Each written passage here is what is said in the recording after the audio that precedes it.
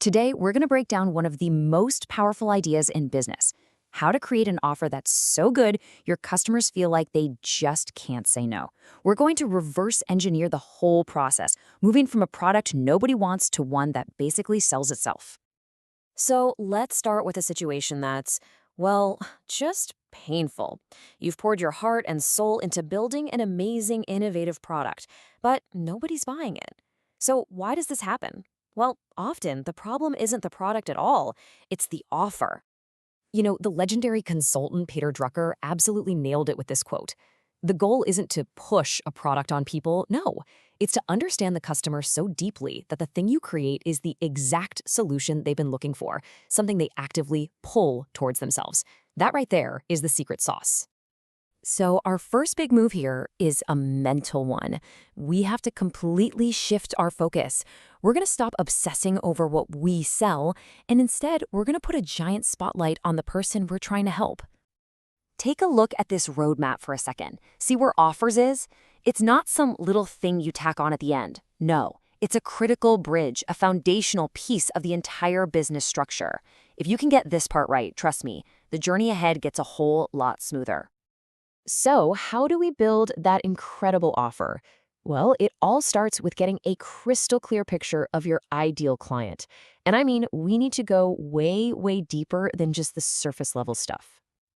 This breaks it down perfectly. On one side, you've got demographics. That's the what, the basic facts like age and location. But the real gold is on the other side, psychographics. That's the why. What do they believe? What are they passionate about? What keeps them up at night? This is what really drives them to make a decision. So when you combine those two, the what and the why, you start to build this incredibly detailed client profile. It's like creating an avatar of your perfect customer. And once you have that, you stop guessing what they want and you start actually predicting it. Okay, with that client avatar in hand, now we can zoom in on what some people call their buy button. These are basically the 4 core emotional triggers that sit behind almost every single purchase anyone ever makes. First up, pains and frustrations. What are the immediate annoying problems they're dealing with every single day? The little things that just get under their skin and they wish would just disappear. Next, we dig a little deeper, down to their fears and implications. These are the bigger anxieties. What happens if those daily frustrations don't get solved? This is the fear of losing money, the fear of their business failing, the fear of making a terrible mistake. This stuff is powerful. All right, now let's flip it to the positive side. Goals and desires. What are they actively trying to achieve right now? What's the next mountain they're trying to climb? This could be something really specific, like getting more customers, or something more personal, like just having more time for their family. And finally, we have the highest level of them all, dreams and aspirations. This is their ultimate vision for the future. What does life look like in their absolute wildest dreams? This is the big after state they're really hoping to get to. So how do you actually find all this stuff out? Well, one really clever way is to use something called an agile quiz.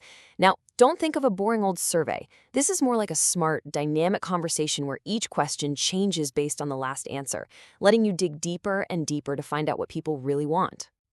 Okay, so we've done the deep work. We understand our customers' pains, their fears, their hopes, their dreams. Now comes the part that sounds simple but is absolutely crucial to get right: giving them exactly what they told us they wanted. So there are 4 main ways you can go about this. You can manufacture the product yourself for total control. You can buy it wholesale to resell. You can use drop shipping so you never have to touch inventory. Or you can even become an affiliate and sell someone else's proven product. Each one has its own balance of risk and reward.